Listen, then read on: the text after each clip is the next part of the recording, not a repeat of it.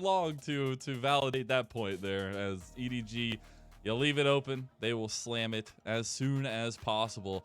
The Aphelios and Thresh combo, though, tried and true, locked in for Team WE. Yeah, I think the question mark here then is like, what's the plan here for EDG? Because I'd love to go for Xing for Jiejie, right? Like, we talked about this as a shared pool for, or shared champion for both these guys. Insanely strong early game, especially with the Lee Sin ban wave, feels like a good shout. But you do also want to try and pick up the Jinx here. And if that's the case, maybe you prioritize getting like a Lulu or something to pair with her in that bot lane to keep the Jinx safe, and then leaving that jungle to later on. But it does mean that WE, at least for Viu, he should have a good jungle matchup because he can take the Xing himself and then ban away those jungle champs. And that leads back to that question of like, will we see the early skirmish junglers for review this time around as well? Do we see those banned out a little bit more? The Tahm Kench is the answer for EDG as their final pick in the first phase, though.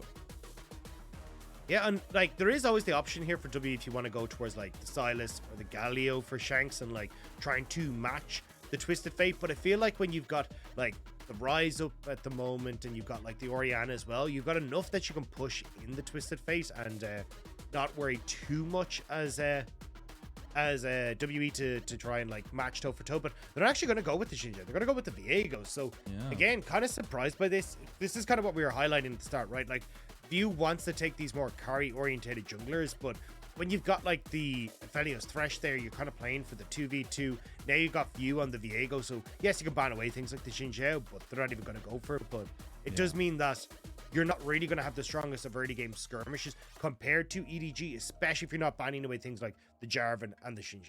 Yeah, that's what worries me going into the second phase. What is left open, right? And the Viego lock-in does provide a little bit of flexibility in that aspect and gives a little bit more carry potential to more members of Team WE. The question is that what we really wanted? As we see the Jace ban away by Team WE in the second phase and Rise the ban by EDG. Yeah, I expect like Rise, Silas, Orianna, these kind of things to be taken off by EDG, just because they're things that can match the role relatively well, right? Especially with Rise, like he's so good at like shoving in the wave against Twisted Fate, so it makes it really difficult for the Twisted Fate to actually get moments to use the Destiny. But Rise is pretty able to like roam around himself and get some nice plays off, so I'm not surprised to see that ban away. There's the Xing ban from WE that we were talking about, at least getting some of that early game dueling prowess off the map for Jiejie. But I still expect something like the Jarvan to come through here. Good early game skirmishes, great lockup for things like the Aphelios and team fights, and plays well with things like the Twisted Fate, because a lot of what you're trying to do with the Twisted Fate is look for these picks, and Jarvan's engage range is so insane that you can follow up really well with the Twisted Fate plays. And I will say we have a bit differing goals, at least, for both these teams going into the second phase, right? Still looking for the solo lane picks for Team WE and what they want to kind of feel comfortable with in those carry positions. And on the other side, still waiting on the jungle, still waiting on one of the solo lanes, at least the top lane. And you'll be trying to save that to see what you can respond with as Team WE lock in the Gwen. Yes, I'm curious to see what like Flandre wants to go with against the Gwen.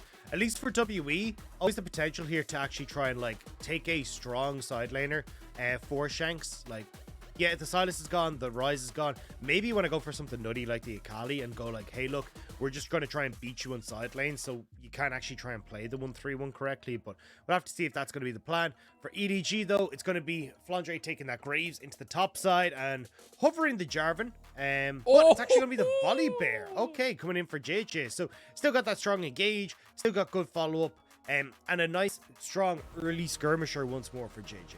And I guess I'm just curious at Team WE's, style of draft here, what they're doing, because the Gwen picked up early. The TF has been there since the first pick for EDG. So the fifth pick, not as much of a counter, just trying to make sure the Team WE can get what they feel comfortable with. And honestly, to an extent, I like that for them because they need to set up some of that stability and maybe a little bit of volatility as we get the LeBlanc for Shanks. So it looks like, at least for WE, they're trying to match some of the side lane pressure coming through from Edward Gaming. Like the Gwen can do reasonably well against the Graves in the later portion of the game, and the LeBlanc as well can match pretty well against the Twisted Fate, because you never want to end up like 1v1 as the TF in a side lane. So EDG will have to play this map fairly smart if they want to be able to look for these picks. Whereas on WE side, right, like you're trying to see if you can play through this strong mid jungle with Viego and LeBlanc and get yourself a lead, and then look to try and make plays elsewhere on the map, particularly if you can try and get down and shut the Jinx down. It should give you the ability to contest the push in mid, making it easier to try and play outsides with Gwen and LeBlanc. I guess I just look at EDG's comment. I get so scared. First of all, you got Flandre's Graves up there. Graves has been looking so ridiculous, but that's some beefy bodies in the front line. That's some serious threats to worry about with the Aphelios on the other side for Xing and trying to navigate these team fights. And it's going to come down to a lot. Are Team WE looking for the peels for Xing? Are we looking more of a forward-facing aggression for them, trying to find Shanks on the side? I think that it's going to come a lot down to how Team WE decide to play this composition, because on the other side you have a very set up style, right? I feel like it's very plain and simple to an extent. On the other side, a lot higher bar of execution, it feels like. I think a lot of what WE are going to be looking for is more like right? Like having the LeBlanc pop in, find someone very quickly, use the chains to set up and like find those quick picks, because if you try and go into team fights, right, you don't have a huge amount of CC there, and like Viego, Thresh, kind of your two ones that can set up for that. So it feels like you're more looking to see if you can find isolated members of EDG. And the problem is when you're looking at EDG, right, like trying to burst out a Volibear can be a little bit tough. You always feel like, at least for the Twisted Fate, should be in position to try and follow up on a lot of them. So it means that you're trying to either find moments to catch Flandre out or scout out in the side lane. But one of the things that EDG have been really good at is like keeping control there, like getting vision down. So finding those picks will be tough for W. Yeah, and vision game is going to be so strong as our first game of the night kicks off. Dagda, I'm oh so excited to be here. And I want to see if we do get a little bit of that cheeky vision game early start as Jiejie and Flandre up towards this top side. But I guess the biggest question for me is, where do we look for the early pathing of these junglers, right? And how do we see View adapt to this Volibear playstyle from Jiejie? The big thing for View is just trying to avoid Jiejie, to be perfectly honest. And that's why EDG Walk already away are from like, the big bear. No. Yeah, you don't get to coming in, warding down, making sure that they can get full vision of where Viego's starting, and actually going to steal away the red as well. So for EDG, trying to see if they can split the map, and I actually like this, right? Because a lot of where EDG want to play aggressive towards is this top side. See if they can gank BiuBiu in the early stages, doesn't have the flash, so Jiejie always has the option to try and close that gap, get Flandre ahead, setting up Scout to be safe, whereas for View, trying to play towards Xing and Kedaya isn't really going to work out solo. Like the TK is going to be able to keep Viper like relatively all right. I know he doesn't have the same kind of like the Devourer that he used to in the past, but it's still pretty hard to gank. Oh man, Jiejie just trying to make the bear presence known here as he quickly goes down to his bot side of the map to block off the vertical jungling that View could have gone for. Yeah, it means that at least if View isn't able to try and invade on the top side, he's going to be seriously far behind. And honestly, it's really nice from Jiejie because you got push in mid, so it makes it really tough. He's working down towards Viper, Meiko, pushing bot, so they're not going to be really able to steal anything. And Flandre in a really good spot here against BiuBiu, taking some nice trades, so he should have control on top. A lot of heavy trades back and forth. Healing starting to kick in for both these two. As BiuBiu actually took the heavier of it, but View is now here, and Flandre steps up. We'll see if View can connect the stun, but it's not going to happen. The flash, though, burned from Flandre. Yeah, Flandre trying to kind of bait View in, but takes that step a little bit too far forward. So it does mean, though, for View, right, like you're still out in the cold.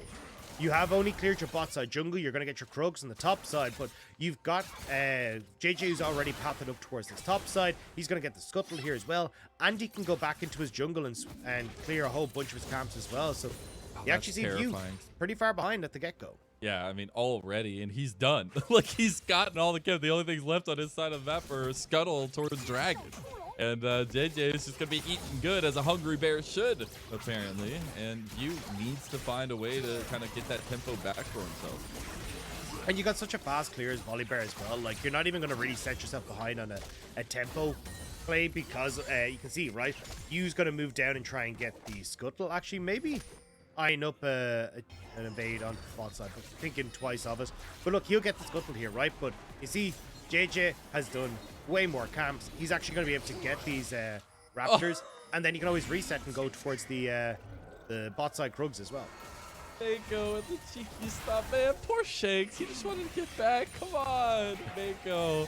All right, well, Meiko getting his back off here. Shanks not allowed to back anymore. Gonna have to stick around in mid for another wave. And hey, that's just the Meiko dip. Yeah, I mean, Meiko is an absolute beast.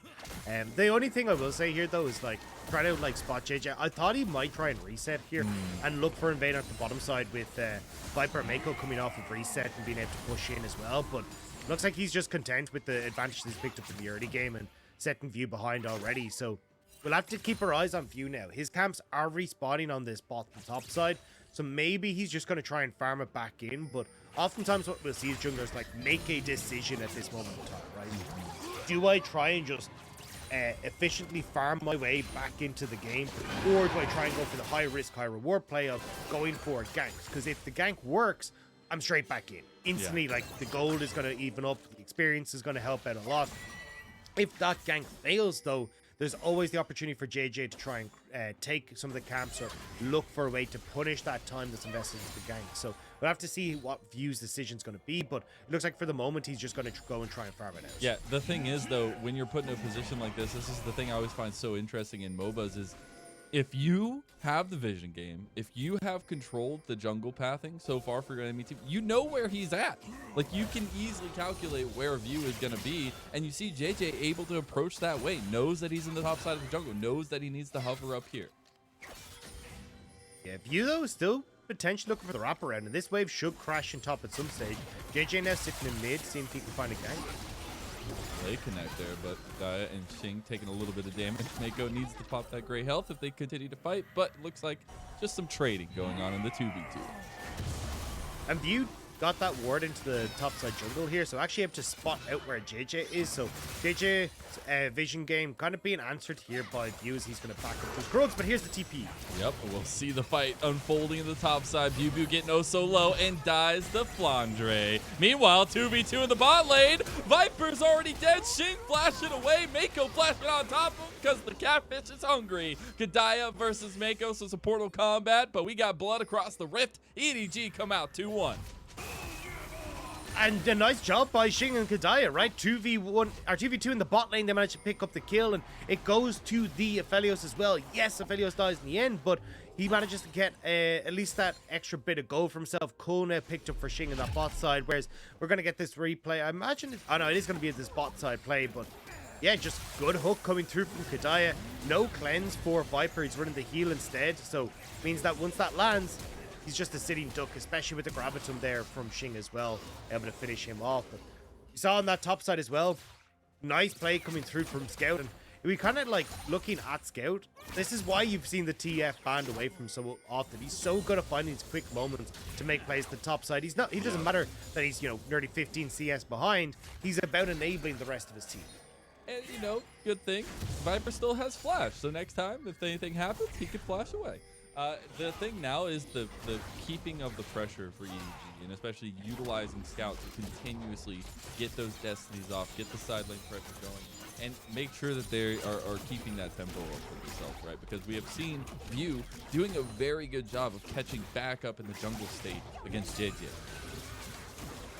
The only thing I will say, though, is you can always look at the reverse for WWE as well, right?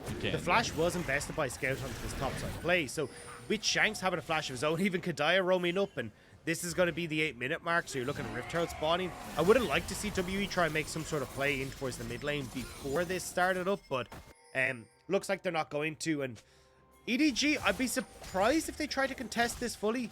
It feels like WWE, at least at the moment, have the stronger, like, straight-up team fighting squad. And not only that, they're just in a better position.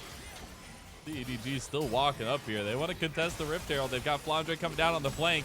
It's looking like a 5v5 at 8.5 minutes. Oh my god, the Sky Splitter just obliterates Kedaya. Jiejie going in, and now it's all doomed for Team WE. What happened, Dagda? I can't believe that just happened in front of me. Viper picks up a double kill, and EDG run away with it. So I forgot he's the gonna basics. get it. Hey, oh, he got nice. the eye. Oh no, it doesn't matter. It's not worth it. It's not worth it. Oh no. Okay, it is probably worth it. But Shanks dies anyways. Flandre getting placed at the top lane. Everything gone to hell in a handbasket for Team WE. So the thing I forgot to do, which is basic casting for LPL, is you got to turn on the nameplates whenever you're casting EDG. Yeah. Because every single time you're like, there's no way this works. They're gonna, like, you just don't want to go for this. Like, you got decent setup here. Shanks is on a flank. there's no way that EDG are going to patch this, right? Like, Shanks here goes to try and go burst at Jiejie. Probably not the correct target, but right now, like, Flandre just getting a ton of damage. Kedaya thinks he's safe to go for the engage, but there's just no real follow-up coming through from WE. They look scared the whole time, and because they're kind of on the back foot and pedaling away, EDG are just able to run at them the entire time, shoot them down with Viper being able to use his range, and there's nothing that WE can do. And now with this lead, right, it's that same position that we've seen EDG in so many times. They get that early advantage. They are so good at turning that into victories and quickly. And with the, everybody getting a little bit of the love here on EDG, everybody having a kill at least on the table, the next parts feel easy for them, right? The setup for the objectives. You go to the Dragons, you force fights, you force Team WE to play the game they don't want to play. I feel like for WE at least, though, the fact they got Herald is a bit of a boot, right? Because one of the big things for EDG is like trying to get down these side lanes so they can act that 1-3-1 push, but with the Rift Herald not there for them, it makes it a little bit tougher. And WE, if they can use that gold to get money onto Shanks, well, Shanks can then contest the side lane pretty well. So I think we're going to see Viu trying to put a lot more pressure now into the mid lane, especially with Destiny up. If Scout ever leaves mid, it's just an instant Herald in the mid lane for sure. Very true, and a little bit of gold back in the pockets of Team WE. Count very quick, very fluid though with the Destiny, with all that movement, being able to come out of the mid lane. Dragon number 1 was secured about 11 minutes in for EDG, but the Dragon stacking is not the name of the game right now for them. They just are taking control of the game in its entirety. Yeah, I mean, the big thing for both these squads is because they're more pick orientated rather than like upfront team fight, the Dragons are only really there to like stop the other team from getting them. Realistically, like whenever you see a pick comp like this, right, it's like, or like a composition that wants the side lane, the Dragons are good in like, hey, if we can get 1 or 2 underneath their belt, that means we can ignore 1 to 2 dragons, and we can like play for side lane advantages like getting towers, pressure inhibitor turrets, like this kind of stuff, right? So you don't actually have to fight face up like straight 5v5s. You can always like have options to cross map. Oh my god. Hey, this is the world champion diff. Okay, the flash out from Xing. Does he still die? No.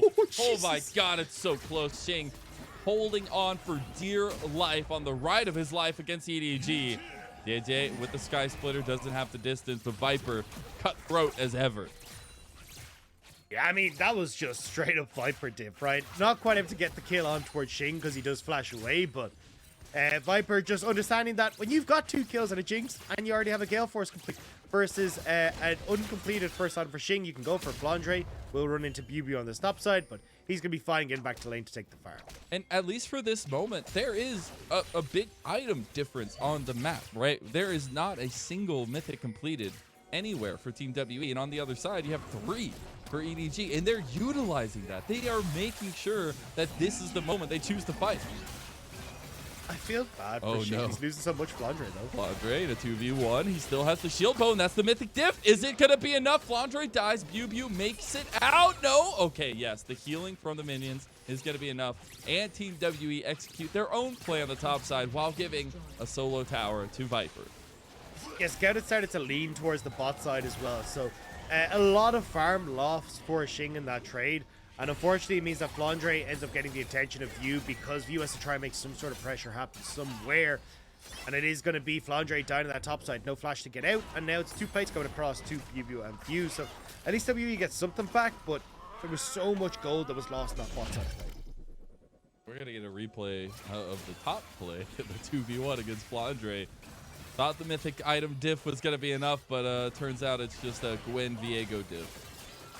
Yeah, I mean, there's so much damage that can come through here, and especially with BiuBiu being able to heal off with the Leeching Leer and also that ult, there's just so much sustain that can come across.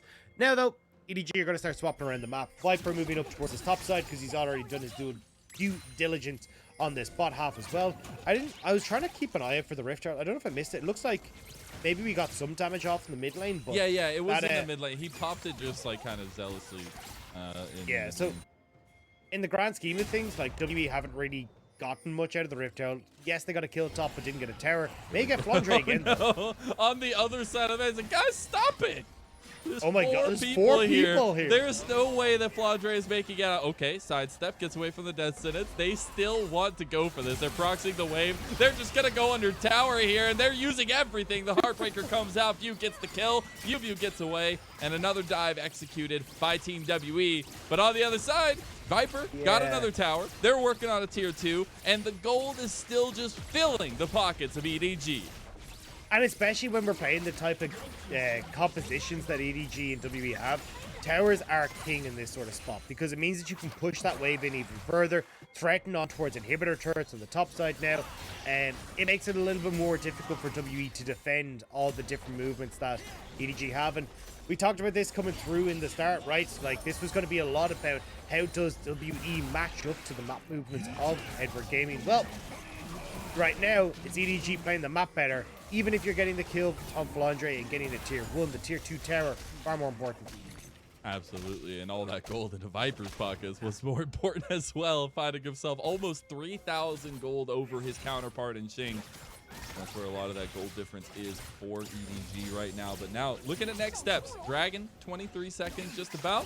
Still not the big focus, as you mentioned earlier, Dagda. And it's more so been about Viper just looking for the catches. And how ruthless Viper is! Just leave him alone, man! He's taking... Okay, this is a little bit more of a tricky predicament here as Team WE back away, and Viper is still shooting in the Rockets. Fishbone's doing some work here for him, and they just can't do anything about it. The Viper Sniper's online. My God, is this guy trying to pick him off every step of the way? Scout, though, under the tower. BiuBiu needs to get away from this fight. He's trying to put some damage back onto Scout, but Scout's doing a beautiful job of kiting him out. Here comes Jiejie over the wall, though, and BiuBiu is hunted down by the bear and gives the kill to Scout.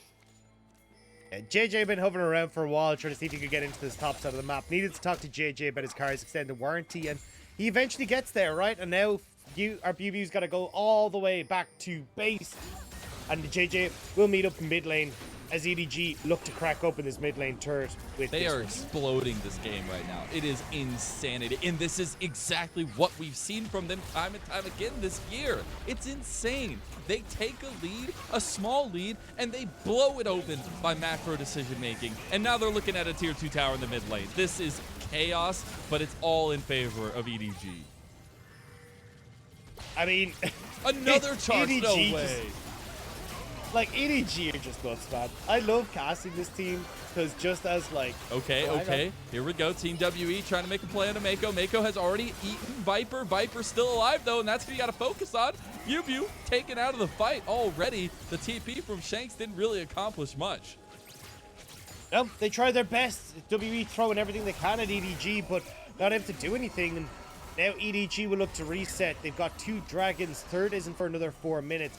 It's 70 minutes into the game, and they're already looking at these inhibitor turrets. Like, EDG are just so damn clean. They're so good at using these advantages, and it's just non-stop, right? Yeah. Like, every time you think that you've kind of got a breather, it's only because EDG are getting the vision control down so they can set up the next play. They had to go spend money. Yeah, exactly. Like, it's just insane. And as I say, like, as someone who like analyzes the game a lot, like, EDG are just such a joy to watch. They're so clean in the way that they set up and how a lot of their stuff is already premeditated, right? Like, you're gonna see Scout TP to the bot side here, right? The only reason he's doing that is because you're looking at mid wave that's going to be coming up in a second. Now Scout can fully push in this wave. You can collapse mid, and chances are EDG are just going to rotate up towards that wave in a second for Scout, or they can have Scout dip into vision like this. And now he's always here to threaten mid wave with Jinx in case WE try to answer for the They're just turning this. There's no way Team WE make it out of this one. Yeah, Biu has to flash away. They have their whole team here, and it's a 5v3, and they're still running away, Dagda. EDG diff right now. And here comes Viper, the real difference maker, and Jiejie wants it. He's going in for it. Scout with the Destiny over on the side, and it's Team WE completely routed. But the needlework doing some work itself. BiuBiu just gets cut down, and EDG come out on top yet again. And EDG, they can't even go for Baron. It's 19 minutes into the game, and they're just like, well, what do we do now? Like, we got the double kill. We're killing everyone. We have a massive 8,000 gold lead, and I mean, sure, we could try and push for the inhibitor turret, but it's not really going to net us anything. So instead, they're going back, going to shove waves, trying to deny more creeps and experience. But see here, right? Scout running the entire way up from that bot side. Viper now moving in towards his top end. And WE, they've just got to run the whole time. Good cleanse from Xing, honestly, to keep himself safe, because otherwise he would have been the third member going down. You see Team WE just back in their jungle, trying to pick up the scraps at this point, but the lead is getting oh so scary. About 8,000 gold in the lead now is EDG. And as you said, it's not even been about the objectives. Yes, they have 2 dragons, but it is constant pressure. It is never letting up for Team WE, and that's the difference that you see with Team EDG rather, because it is constant. It is every game you're seeing this kind of play style. And I want to go back to a point you mentioned earlier, Dagda, where anybody on this team can carry, and we're getting a little bit of that in this game by itself. Everybody is contributing. Everybody is having pop-up plays on EDG. Except for poor Flandre. He's just been fully focused. Hey, okay, He's been no, great in the team I fight. give him some pop-up plays there too, okay? He's got some serious damage. He's been looking good in the team fights. I just feel sorry for him in the lane phase where it started off, oh, there's 2 people in my lane. Now there's 4 people in my lane. Now It's I like, go what's bot going lane on and here, there's lads? still people there. Still though, like, he's been absorbing that pressure relatively well. EDG have been massively advantaged because of the fact that they are able to play off of WE committing multiple resources to try and deal with Flandre. And now Baron has spawned. EDG, all outer turrets are down. You have Scout as well, who's got that Destiny, so alongside the Flandre TP, so they can look to try and go for a 1-3-1 setup if they want, or they can just look to go towards the dragon. Either way, for WE, you're kind of in a lose-lose, right? Third dragon goes the way of WE, or EDG, sorry, or you end up getting picked at Baron. And here we go, the Destiny being loosed. I want to say Scout flashing forward with the yellow card. There you go, Sky Splitter, and Scout gets the kill. The BM book pages are filling up as he just completed that purchase right before this fight. And that is where I want to check in here, because the item differential is coming to bear here for EDG, and they are just running away with it. And now with the wave pushing in mid, EDG going to look to crack open the base. Inhibitor mid should go down. They don't want to try and go towards Baron just yet, because it would end up just being a flip with View, but already base cracked open. BiuBiu shoved in that bot side.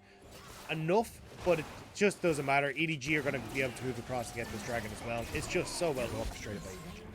It is, and now we have the Baron on the table. Not the eye right now to go for it, but they do have the option that we've crested the 20-minute mark now. They are 1 dragon away from the Ocean Soul. I don't even know if they're going to need it at this point with that mid open up there and the inhib still bare. I want to see if they continue to push that pressure. I mean, we expect for them to do so, but we're getting those 3 item power spikes where we're still struggling for 2 on Team WE, and that's when you know you can push the tempo. And especially, as we said, like, both these comps kind of want to look over picks, right? Like, the idea is BiuBiu, in theory, should be able to battle against Flandre. And then Shanks kind of moves across, hopping over walls with the picks. But because EDG are ahead, they're the ones finding those picks. They're walking straight into a 5v5 fight, but there's the TP on the side. We've already gotten Shanks killing Meiko, but here comes the real firepower, and you've got Jiejie leading the charge. Viper going forward with the Gale Force. He's excited now, and Xing's in some trouble here, and so is the rest of Team WE. They're going under tower, and EDG will not relent for anyone, Dagda, as they will continue to press in Team WE and ensure this victory in game number 1 for themselves. They take the team fight win, and now they're looking at the inhib. EDG just find very quick fights in the WE jungle. And like that, 23 minutes into the game, EDG will take game 1. We were so interested at what EDG will get off the break. Will we see that continued dominance? Will the slump finally reach this team? But they are above it, Dagda. They are so far above it. They are soaring through the sky right now. They will, at least in this game 1, show that dominance. They still got a series to finish out, though. I mean, they do, but if you're looking for a confident win, I think that's it, right? Like, very quick plays in the early stages. Jiejie coming in with a game plan to shut down this Viego pick coming through from View. Scout then moving up towards the top side with that Destiny, finding picks there. And from that, the snowball just starts on picking up steam. And there's just no way that WE were able to stop it. They couldn't keep pace with EDG across the map. And for me, it's the consistency that we see these kinds of performances from EDG. That is what is so terrifying. It's literally every time we see these guys on the Rift, if you give them just a sniff of gold before 10 minutes, it's over. Like, I don't even know what to say at that point. It's just so good. Like, you look at like the kill participations for the teams, right? And like they're kind of all in the 50s to 60s, but it's because people are just consistently like roaming all over the map, right? It's like you've got so many moving parts that are all coming together. And even when they do end up kind of coming for these team fights, oftentimes it is more of a, hey, we're actually not going to go for the straight up 5v5 because we know that we can find a good pick here that can set us up nicely for this objective. It's just so insane. You can see it there as well. Team Milestone coming through for EDG, one of the longest organizations in the LPL. 500 wins, kind of insane. What a win to cap it off too. You say that's your 500th win. Well, it's pretty dominating, and you know fits EDG's play style to a T. I just think it's reeling to have a game like that for Team WE. And coming into the day, right, like we were trying to set expectations for this series in particular because they both do have very different goals coming into it. But we'll see, going into game number 2 if Team W can turn it around, because this game, as you see from that gold graph, was straight through the roof and had EDG's name all over it. Again, though, the draft was kind of confusing to me from WE. It was. Like we said, hey, look, you've got the opportunity to go for Xing, like, especially against Jiejie. Get yourself a good early game jungler so you can actually, like, contest a lot of what Jiejie wants to do.